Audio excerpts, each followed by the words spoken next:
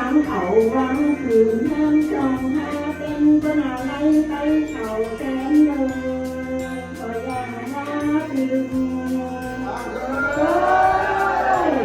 พักฟ้าลุ่มฝนและฟ้าเป็นมาได้ข้าม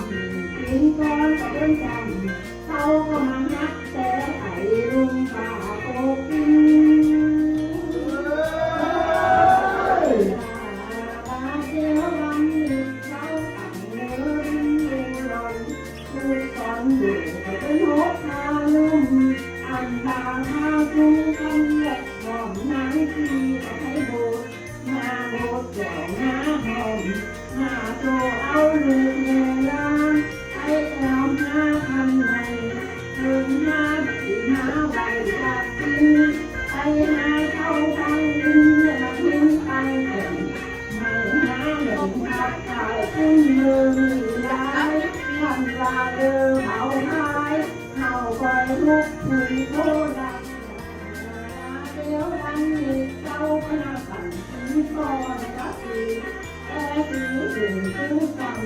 เป็นรักลอยเขาก็มาห้ามแต่หูดอยแล้วลูกแก้วบุยคือโจกหูทั้งสองก็ดูนังชื่อกันที่เป็นสองแดงตาพ่อมือเมื่อหาขึ้นเล่นมา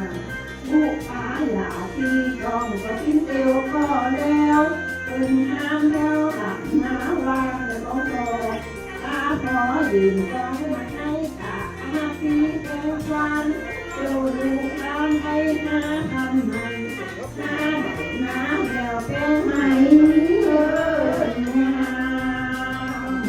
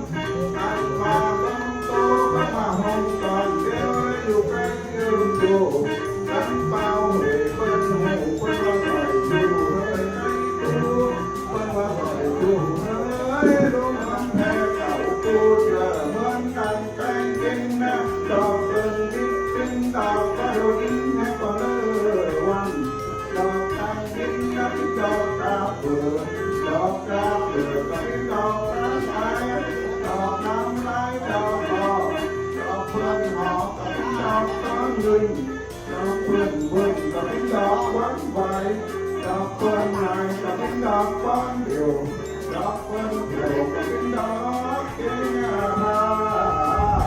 ดอกเพื่อนฟ้าเป็นดอกแก้วอ่อนดอกว่าดอกเมื่อฟ้าเป็นดอกตาเฮือน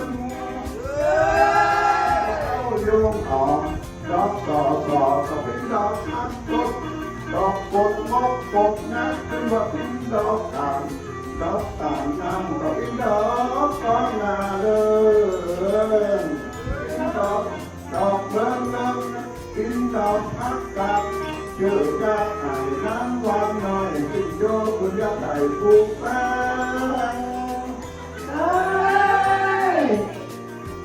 าบัดเดียววันจริงจริงตึงแตงกวาหอมแตงลายเป็นปลาหุ่น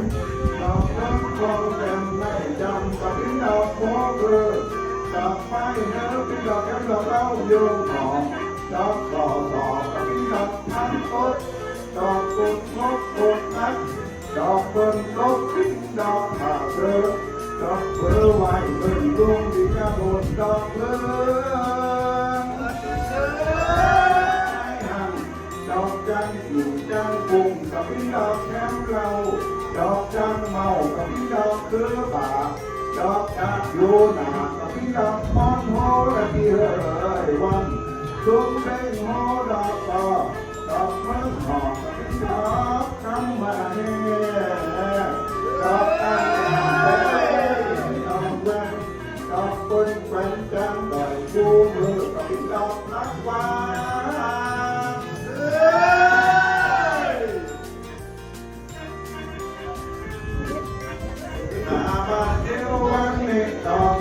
วันแดงลำให้เจ้าหน้าตั้งหอยดอกใจลอยกับพี่ดอกสักทีดอกเฟื่องตีดอกหนึ่งดอกเฟื่องหุ้มแลกึ่งกับพี่ดอกตีหมูดอกหนูดอกเฟื่องนาคิดเยอะแล้วสู่กันกับพี่ดอกจอมตีและพี่เอ๋ยวันดอกพินดีเป็นดอกที่ไม่หวย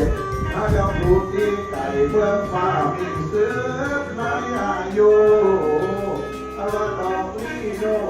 มันจะเคยหอดผ้าตามโหดอกนั้นเคยปล่อยภาพจำจอยอภิสอยดอกข้าง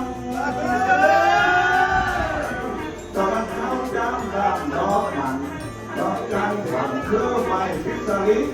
จำนิจใจก็มาและผ่านจากเราบอกเกิดใจจะไม่ใช่บอกที่น้ำซ้ำบอกที่ดำดอกอันที่แผ่ไรไปตามบ้านน้อยนักเบิ่งใหญ่ออกดอกงอกงามไปไต่ทุกสิ่งการเดินทางที่นั่นก็คือปิ้นดอกติดเงินขู่ดอยลักเล่า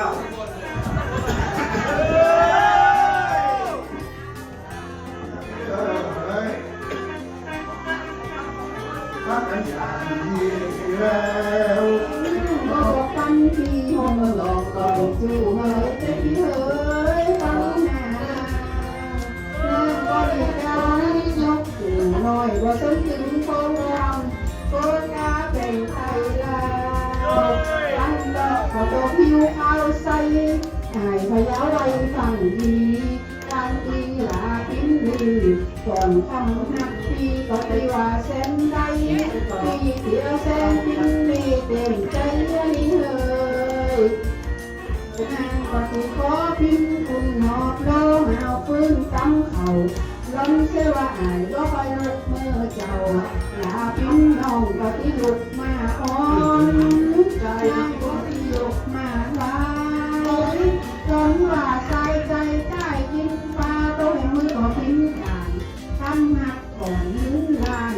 ลาพิมพ์น้องก็ที่ว่าเส้นใดที่อยากไปเห็ดลายใจหลิงลายคุณก็ที่ไม่ทำหักก่อนดอกไม้ก็ขอเดินแก่ใจแต่ว่าทำพิมพ์ไปเฮยแล้วเอาเดียวก็มันที่